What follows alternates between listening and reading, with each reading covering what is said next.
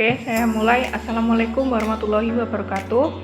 Perkenalkan, nama saya Widya Setianingrum, NIM 19 10 10 Di sini saya akan membuat vlog tugas mata kuliah statistik tentang MEAN, modus, median, probability atau peluang. Oke, langsung saja. Oke, yang pertama adalah kita membahas tentang MEAN. MEAN atau rataan adalah nilai rata-rata dari kumpulan data yang ada. Jadi yang pertama ini kita menjelaskan tentang rumus MEAN.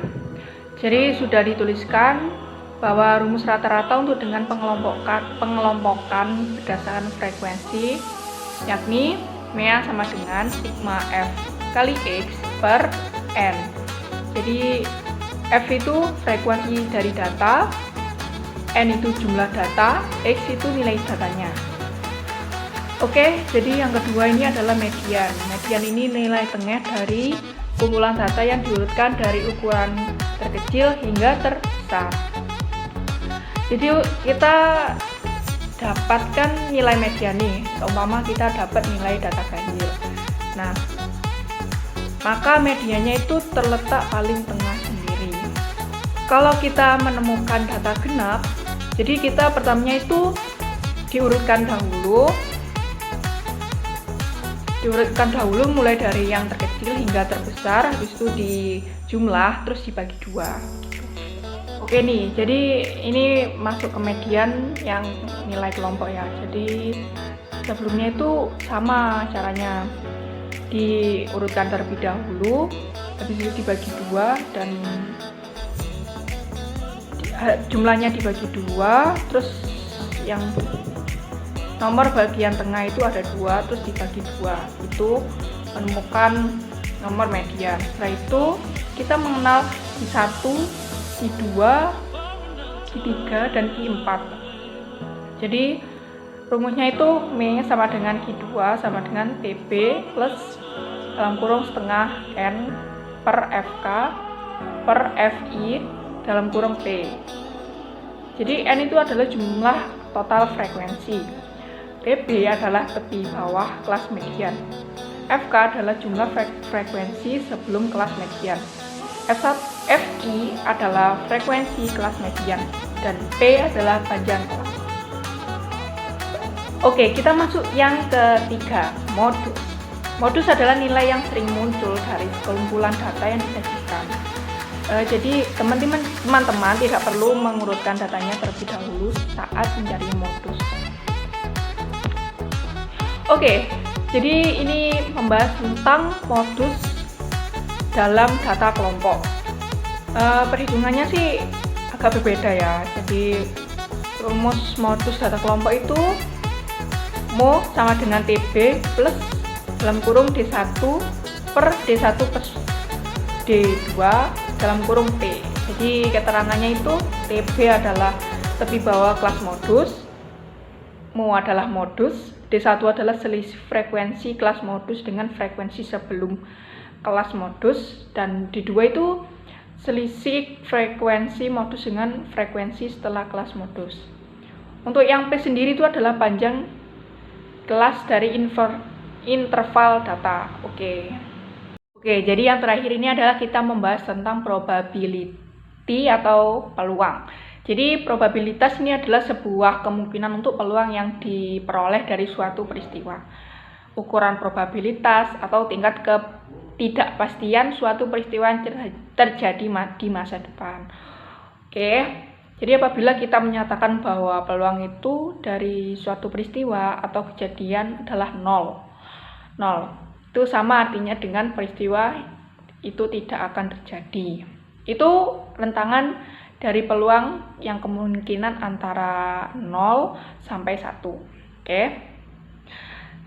Akan tetapi bila menyatakan bahwa peluang itu kemungkinan dari suatu peristiwa itu adalah 1, maka itu diartikan peristiwa itu akan benar-benar terjadi.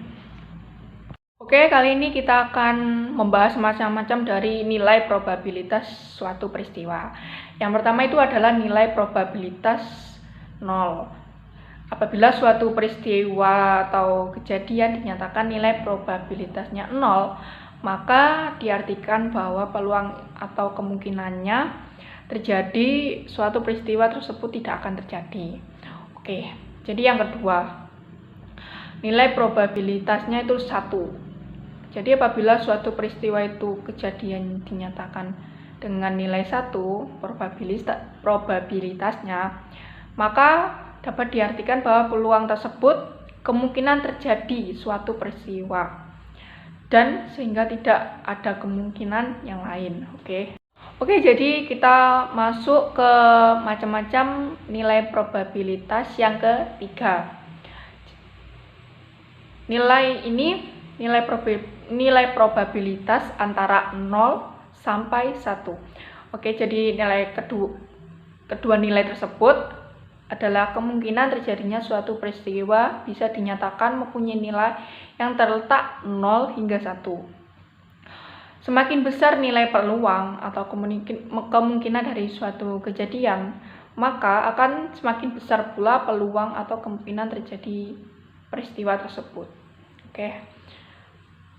Jadi kita masuk ke rumus menentukan probability atau probabilitas, sama saja kan. Jadi untuk rumusnya adalah P dalam kurung E tutup kurung sama dengan X per N. Untuk P sendiri adalah peluang atau kemungkinan, N-nya itu peristiwa yang akan terjadi, dan X-nya banyaknya kemungkinan atau peluang yang akan terjadi. Untuk yang N adalah jumlah kemungkinan atau peluang yang akan terjadi. Jadi bedanya gitu. Jadi kita sudah mengulas tentang mean, median, modus, probability atau peluang. Oke, jadi ini tambahan buat nambah ilmu kita semua juga ya. Jadi apa sih itu probabilitas? Probabilitas ini diartikan sebagai kemungkinan atau peluang yang diperoleh dari suatu peristiwa. Ukuran probabilitas atau tingkat ketidakpastian suatu peristiwa yang terjadi di masa depan. Jadi apa sih manfaat probabilitas itu dalam kehidupan sehari-hari? Oke, yang pertama itu untuk membantu kita dalam menentukan keputusan. Untuk yang kedua adalah membantu kita dalam meramalkan peristiwa yang bisa saja terjadi. Jadi untuk mengapa teori ini yang diperlukan? Mengapa teori peluang ini diperlukan? Jadi teori peluang diperlukan ini karena dapat membantu kita untuk mengetahui ukuran maupun derajat dari ketidakpastian suatu kejadian. Itu saja yang dapat saya sampaikan, kurang lebihnya apabila ada salah kata mohon maaf.